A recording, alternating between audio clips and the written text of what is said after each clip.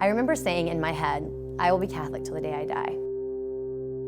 I come from one of the best families that you can, lots of love, my parents are amazing. I'm still very close with all of them. But it was definitely, faith was one of those things where it was there for the taking. Obviously, we were definitely a Bless the Lord family, prayed the rosary when people passed away, things like that. But it wasn't until high school that I really started to even think deeper about things. And everything that was going on in my life, it was very much like, there's answers here. And there's a solid rock I can really build on here. I remember I was bullied so bad in junior high that I had to switch schools. And I just learned very early on that it's a tough life. And I remember it was right in the thick of it, and I used to just cry, and I used to ask Mom, why me? Why me? And my mom, I'll never forget it, she put her hand on my shoulder one time and she said, Sarah, hurt people hurt people. And she really challenged me to find out why they're hurting from something, and it's easier for them to take it out on someone else than it is to really deal with it. And that stayed with me for a long time, and that's something that I've definitely used in my life. What makes people do what they do? So there was a time, I remember in growing closer to John Paul II, I remember he used to always say, be not afraid. I was deathly afraid of giving my entire life to Christ.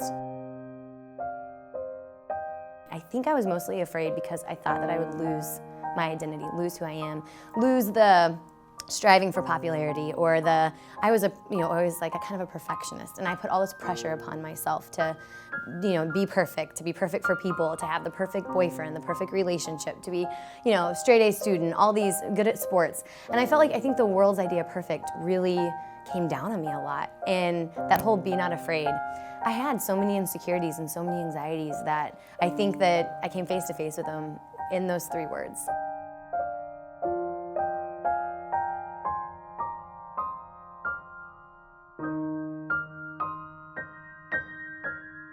Especially in our day and age, I think it's very hard for women to believe that they're enough. We're always taught, I think, to be more, do more, everything that we are striving for, especially when you see it in the world's way. It's so easy to not only tear yourself down, but to want to tear others down. So you're jealous of someone, or you're jealous of someone's situation, and all of a sudden it becomes, well, that's not my reality, and then you beat yourself up. And then I think a lot of women take it one step further, and if I can't have it, I don't want her to have it either.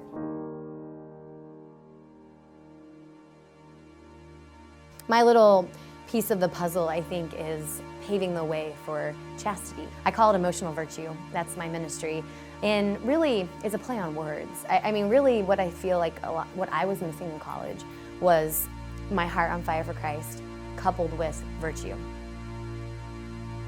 Well, my ministry started when I was a dorm director. I lived with 142 18-year-old women. So it was quite an experience, and I learned so much. I always say I got a front row seat to just the transition from high school to college for men and women. I was able to just listen, and they always would come for advice, and for my husband and I, the men and the women. And it just got to the point where the girls kept saying, you need to give a talk about all of this. And I was like, what's all this? And they're like, what you talk about? And I was like, what do I talk about? And they're like, what do you talk about? And we couldn't even put a word to it. And so one night I gave a talk on campus at Benedictine College, and I was hoping that 20 women would come just to talk about life, talk about relationships. And I walked into the auditorium and there were 300 women there waiting for me.